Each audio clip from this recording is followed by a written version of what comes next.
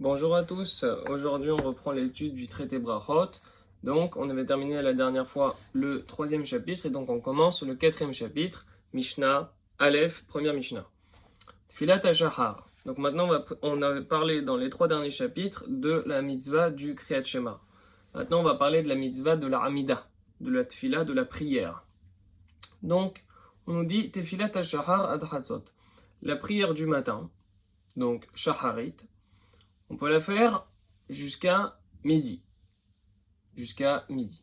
Rabbi Yehuda Omer, Rabbi Yehuda il dit Ad Arba Sha'ot, on peut la faire jusqu'à la quatrième heure. Donc jusqu'à la quatrième heure, on peut faire la tfila, la amida. Tfilat mincha, la prière de mincha. Ad ha'erev. Après un premier message, on peut la faire jusqu'au soir.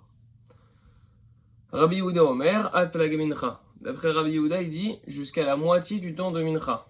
On va expliquer qu'est-ce que ça veut dire.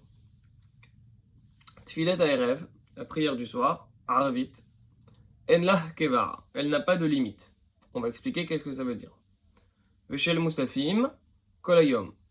Et la prière de Moussaf, on peut la faire toute la journée. Rabbi Yehuda Omer, Ad Sheva Shaot. Rabbi Yehuda, il dit jusqu'à la septième heure. Alors faisons le Barthénora. Donc Tfilat HaShachar Ad Chatzot. Sheken Tamid Shel Shachar, Karev Ad Chatzot le Rabanan, ou le Rabbi Yehuda, Eno Karev Ela Ad Arba Shaot Bayom. Donc, pourquoi? Il faut savoir une chose, c'est que les tfilot, les prières, elles ont été instituées en remplacement des sacrifices qu'il y avait à l'époque du temple. Et donc, il faut savoir qu'il y avait différents types de sacrifices. Et donc, la prière de Shaharit, elle vient remplacer le Tamid Shel Shahar, donc l'holocauste du matin, qu'on offrait justement, d'après les sages, jusqu'à midi, qu'on pouvait offrir jusqu'à midi. Alors, tandis que d'après Rabbi Yehuda, on pouvait offrir ce sacrifice-là que pendant les 4 premières heures du jour. Donc, ils font exactement le même principe, puisque la prière est là pour remplacer le sacrifice du matin. En tout cas, la prière de Shacharit est là pour remplacer le sacrifice du matin. Alors, on fait le parallèle. De même que pour le Tamid Shel Shacharit, de même que pour l'holocauste du matin, on a le droit jusqu'à Chatzot d'après les sages. Ainsi, les sages, ils vont dire, on a le droit jusqu'à Chatzot pour la Tfila. D'après Rabbi Yehuda qui pense que Tamid Shel Shachar, donc l'holocauste du matin, on peut l'offrir jusqu'à la quatrième heure. De même, pour la Tfila de Shacharit, on ne pourra la faire que jusqu'à la quatrième heure. Vadar Bashaot Ainu Atsof Sharevi'it. Donc qu'est-ce que ça veut dire jusqu'à la quatrième heure? C'est jusqu'à la fin de la quatrième heure chez Ushli Shayom, c'est-à-dire le premier tiers du jour.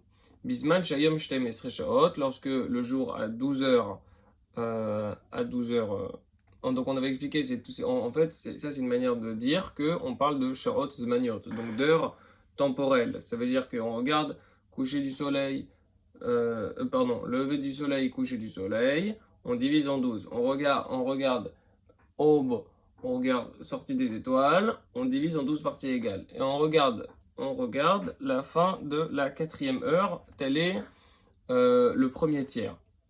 Donc, que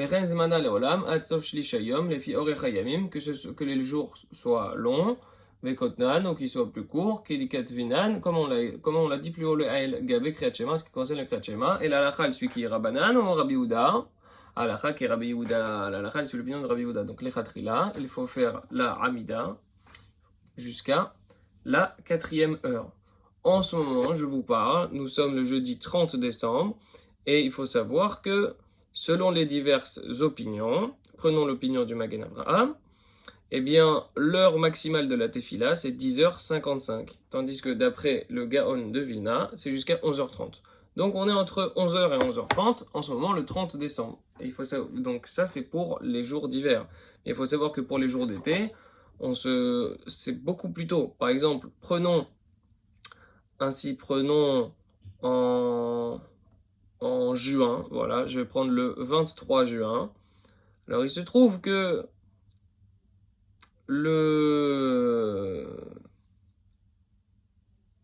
on va pas prendre le 23 juin, attendez. On va prendre, je sais pas, le 21 avril.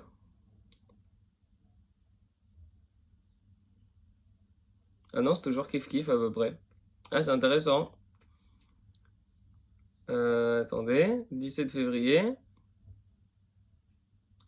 Non. Alors, en ce qui concerne la tfila, j'apprends quelque chose en même temps. C'est que ça reste à peu près toujours dans les mêmes horaires.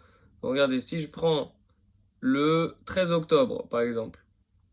13 octobre, max, c'est 11h16, 10h52, 11h16. Donc, bon, vous voyez, en ce qui concerne la tfila, en France en tout cas, on est toujours à peu près dans ces horaires-là. Moi, je pensais que ça changeait en fonction de l'heure. C'est d'autres choses qui changent en fonction de l'heure. Bon, la moyenne doit faire que c'est à peu près, en fonction des avis, 11 heures, entre à peu près 11 heures. À peu près 11 heures, en France en tout cas. Donc, la lacha sur Rabbi Yehuda. Entre parenthèses, on peut faire un petit point lacha. Une personne qui aurait laissé passer la 4e heure, elle doit quand même faire la Hamida. Elle fait la Hamida jusqu'à Chatzot. Passer Chatzot, c'est fini. Donc on a dit que on pouvait faire un mincha jusqu'au soir, Ad Haerev.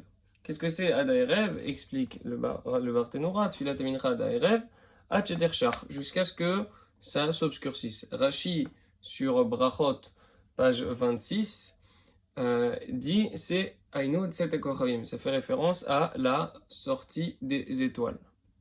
Donc on peut faire mincha jusqu'à la sortie des étoiles d'après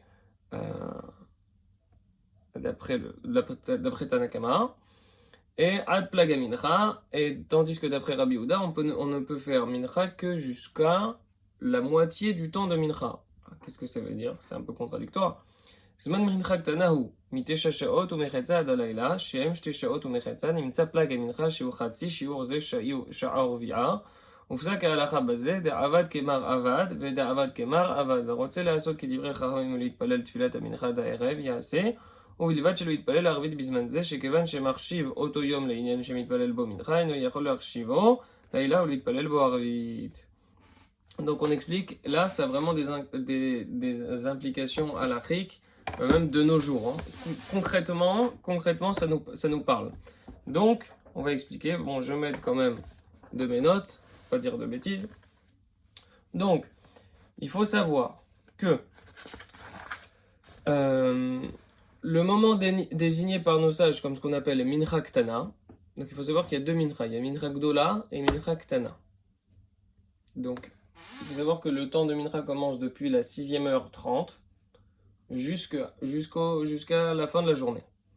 Maintenant, ça c'est pour mincha ktana, c'est la 6e heure 30. Par contre, il y a à la 9e heure 30, c'est Mincha Gdola. C'est le temps où effectivement on offrait le Tamid chez le Ben Arbeim, le Tamid de l'après-midi. On pouvait théoriquement le faire à partir de la 6e heure 30, mais effectivement on le faisait en pratique à l'époque qu'à la 9e heure 30. Donc vers la fin de la journée. Donc cette petite Mincha Ktana, donc la 9e heure et demie, jusqu'à la tombée de la nuit, c'est ce qu'on appelle Mincha Ktana, depuis 9h30 jusqu'à la 12e heure. Donc, il s'avère que le moment du Plaga Mincha, donc la moitié du temps de Mincha, ça coïncide avec la moitié de cette période, ce qui correspond à 1 heure, un quart avant la fin de la petite Mincha. C'est-à-dire, logiquement, si je suis pas trop mauvais en maths, donc 12 moins 1 heure, ça fait 11 heures, et 11 heures moins un quart, ça fait 10 heures, 3 quarts. Donc 10 heures, donc 3 quarts de 60. 3 quarts de 60, ça fait... Attendez... 3 quarts fois 60, 45. Donc voilà, ça fait 10h40, ça fait jusqu'à 10h45 de la journée. C'est le plaga mincha. C'est après Rabbi Yehuda, on ne peut faire mincha que jusqu'à 10h45 de la 10e heure et 45 minutes de la journée. Une fois, on parle de sha'ot zmaniot, d'heures temporelles. Donc, concernant l'établissement d'Halacha à ce propos, donc ça veut dire la fin du moment où est-ce que c'est permis de faire la mida de la prière, donc comment ils ont tranché les sages, ça c'est un truc qui arrive pas très souvent, mais c'est intéressant. Celui qui agit comme tel Rav, il a agi, et celui qui agit comme tel Rav, il a agi. Ça veut dire que chacun, il doit se fixer selon une règle, soit il suit Rabbanan, soit il suit Rabbi Yehuda, mais dans tous les cas, les deux ils ont raison et les deux peuvent être mis en pratique. Celui qui voudra agir comme l'enseignement des sages, il peut prier jusqu'à la nuit, donc selon la halakha. à condition toutefois qu'il ne fasse pas la prière de Arvit à ce moment-là. Ça veut dire pendant la prière du Plag Mincha. Supposons le type, voilà. On est passé la 10e heure 45. Il fait Mincha. D'après Rabbi Yehuda, il peut pas. Mais d'après Rabbanan, il peut. Il peut faire Mincha. Encore parce qu'on n'est pas encore à la 12e heure. Maintenant qu'il est dans la 10e heure 45, jusqu'à la 12e heure, il a rendu ce moment-là jour, parce qu'on ne peut faire mincha que pendant la journée. Donc il a dit, en faisant mincha, il dit, voilà, ce moment-là, c'est la journée pour moi. Maintenant, il ne peut pas faire arvit pendant cette période-là. Pourquoi? Parce que s'il fait arvit pendant cette période-là, il dit que c'est la nuit. Donc il ne pourra faire arvit que à la 12e heure, où là c'est la nuit d'après, de manière explicite, claire. Donc, pourquoi il ne peut pas faire arvit s'il a fait mincha depuis le plag à mincha jusqu'à la sortie des étoiles? Tout simplement parce à cause de ce qu'on appelle tarté des satrés. Il fait deux actes qui sont contradictoires. Sur certains égards, il considère que le moment de 10h45 jusqu'à la 12e heure, c'est là le jour, preuve, il a fait mincha. Sous d'autres égards, il considère que ce moment-là, c'est la nuit, preuve, il a fait arvit. Donc explique-moi, sois pas contradictoire, Habibi. Soit c'est la nuit, soit c'est le jour. Donc, s'il veut faire comme les sages, il a passé Plaga Mincha, il fait Mincha, par contre, il ne peut pas faire Arvit tout de suite. Il doit attendre la Tset HaKochavim, la sortie des étoiles. Et si il fait comme Rabbi Yehuda, il fait Mincha avant Plaga Mincha, donc il termine Mincha avant la 10e heure 45, et il peut faire Arvit dès la 10e heure 45. C'est ça l'avantage, le plus. Donc, généralement, on a l'habitude de suivre l'opinion lorsqu'on prie seul, hein, encore une fois, hein. Lorsqu'on est en Béminian, on est plus permissif. Mais disons que l'on prie seul. Donc, en général, en été, on suit l'opinion de Rabbi Yehuda et en hiver, on prend l'opinion de Rabbanan. Pourquoi? En été, on suit l'opinion de Rabbi Yehuda parce qu'en été, la Tzedek Kochavim, elle est très tardive, surtout en Europe. Par exemple, je vais vous montrer, et là cette fois, normalement, je risque pas de me tromper. Donc, prenons voilà, le 21 juin, au top du top. Tzedek Kochavim, 22h49. Bon, il faut avoir du courage. 22h49 pour pouvoir faire Arvit, c'est courageux. Par contre, si tu suis l'opinion de Rabbi Yehuda, Plaga Mincha 20h16. Ça veut dire que tu fais Mincha avant 20h16, tu fais Arvit dès 20h16 et ça y est, Zéou, tu peux faire Arvit. Donc, la là, c'est de savoir qui c'est que tu vas suivre. Donc ce qu'il faut faire, c'est aussi ne pas être contradictoire dans son choix d'opinion. Tu ne peux pas un jour faire ça, le lendemain tu fais ça, et ensuite tu reviens sur l'opinion de Rabbanan, ensuite de Rabbi Yehuda, Rabbanan, Rabbi Yehuda, Rabbi Yehuda, Rabbanan. Non, il faut que tu te fixes. En été, il faut juste que, voilà, durant toute une période, disons pendant 5 mois, voilà, je suis l'opinion de Rabbi Yehuda. Qu'est-ce qui se passe? Je fais Mincha avant Plag à Mincha, et ensuite je pourrais faire Arvit dès le Plag. Et le reste de l'année, donc les 6 autres mois restants, qu'est-ce que je fais? Je suis l'opinion de Rabbanan, ça veut dire que je peux faire Mincha jusqu'à la Tzedek HaKochavim, et à partir de la Tzedek HaKochavim, je peux faire Arvit. Donc, je suis resté un peu longuement, mais pour qu'on comprenne bien de quoi il s'agit ici. Donc, on reprend le Barthénora. Vim balazot. כדברי רבי יהודה שלא להתפלל מנחה, אלא עד פלג המנחה, שהוא שעה או רביעה קודם הלילה, עושה, ומשם ואילך יוכל להתפלל ערבית. Donc c'est comme ce qu'on a dit, à partir de la 10h45, s'il a fait mincha, il pourra faire arvit, d'après l'opinion de Rabbi Yehuda. Donc on a dit, en la kevar. Arvit, ça n'a pas de limite. Alors quoi, il n'y a pas de limite, on peut faire ce qu'on veut. Zmana kol halayla. Le temps de arvit, c'est toute la nuit. Vehad etan en la kevar. Et la raison pour laquelle on a dit en la kevar, elle n'a pas de moment fixe, disons, elle n'a pas de limite fixée. La raison pour laquelle c'est écrit En la Keva, plutôt qu'elle n'a pas de temps fixé, on aurait pu dire son temps c'est toute la nuit. Pourquoi on a dit En la Keva?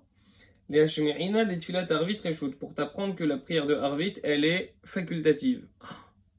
Attendez, avant de vous énerver, attendez. Tfilat Arvit Reshut, les fichiers Keneged Akravat Evarem Ufradim chez Krevim Kolaïla. Parce que on sait bien qu'il n'y a pas de korbanot qui sont apportés la nuit. Les korbanot, c'est que le jour. Maintenant, pourquoi on fait Arvit alors? Arvit, c'est en comparaison à quoi? On a dit que Shacharit, c'est en comparaison avec le Tamid du matin. Mincha, c'est en comparaison avec le Tamid de l'après-midi. Arvit, c'est en comparaison avec quoi? Il n'y a pas de Tamid du soir. Ah, donc ça veut dire que excusez-moi, on fait référence ici à un élément des sacrifices qui se passent durant la nuit. Et c'est quoi cet élément des sacrifices-là? Alors on te dit que l'offrande des membres et des graisses, donc des tamides qui ont été offerts pendant la journée, donc ils étaient mis à consumer sur l'autel du temple durant toute la nuit. Donc durant toute la nuit, il y avait les membres et les graisses qui brûlaient sur l'autel. Et ça justement, c'est en lien avec on fait le parallèle pour la tfila de Arvit. Justement, les fiches Keneged Akravet Evarim, les membres Ufradim, chez Kerebim Kolalayla, qui sont apportés durant toute la nuit. Vehanach Reshut Inu. Et ça, il faut savoir que c'est quelque chose qui est facultatif. L'offrande donc de ces parts de sacrifice, elle n'avait pas un caractère obligatoire chez Kevan, chez Nizra Kadam, parce qu'à partir du moment où le sang a été projeté, ça veut dire une des étapes essentielles qui ont été réalisées durant la journée, à partir du moment où cette étape a été réalisée, Nirtza Korban, le Korban a été agréé. Par conséquent, Afalpi Shenit Me'u Evarim Ufradim Oshabdu, même si les membres et les graisses ils ont été impurifiés ou ils ont été perdus, dans tous les cas, le Korban a été agréé. Donc ce qui se passe durant la nuit, la combustion, bien que ce soit une mitzvah, c'est facultatif dans le sens où si tu ne l'as pas fait, ça n'empêche pas la bonne le fait que le Korban est agréé. Donc, et c'est là justement où je vais vous décevoir, malheureusement, messieurs, dames. De nos jours, néanmoins, tout le peuple juif l'a accepté sur lui comme une obligation, à l'instar de la tfila de Shacharit et de Mincha. Donc, non, c'est plus facultatif. Il fut un temps où c'était facultatif. Et il se trouve que de nos jours, puisque tout le peuple juif l'a pris comme chova, comme une obligation, c'est une vraie chova obligatoire et systématique. Il y a quand même des implications à la règle sur le fait que c'est une fila réchoute, mais on ne va pas rentrer dedans. Appelez votre rabbin pour plus de détails. Donc, Veshel Moussafin Kolayom, et on a dit que la prière de Moussaf c'est durant toute la journée. D'après Tanakama. Im ehara achar sheva yatsa. Si il a fait la prière de Moussaf après la 7e heure, il s'est quand même acquitté.